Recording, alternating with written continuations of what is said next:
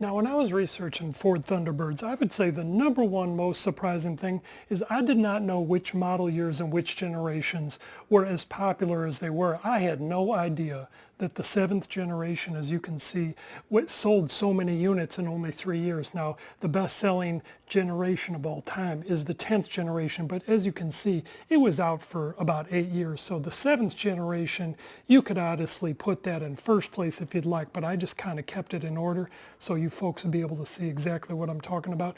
Now, this is a Corvettes and Classics dealership, but I was able to get good shots of a 58 Thunderbird and a 63 M Sports Roadster. So just showing a little peripheral here. But the second thing I was most surprised about is how much engine experimentation they did throughout the generations. If you want to study from 1954, let's say, till around 97, you can go through all the generations of families of engines that Ford used. So they started with the Y-block in the first generation, but as you can see at the very bottom, they had an issue because it was just a two-seater. It was still a new idea, the personal luxury coupe.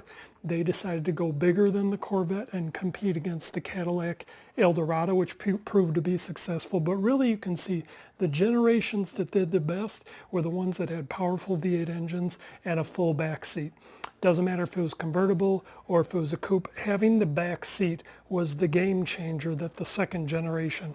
And then the third generation, which is the most famous one, where, you know, Elvis drove one and John F. Kennedy drove one, that was probably the last generation of the heyday before the Mustang came out in '64. But I did not realize when the Mustang II came out, so from '74 to '78, there was a big dip in sales in '77 and '78, and the Ford Thunderbird, I would say the number one thing I learned is they did outsell the Mustang for 2 years pretty substantially. They sold well over 300,000 Ford Thunderbirds in '77, '78, and '79.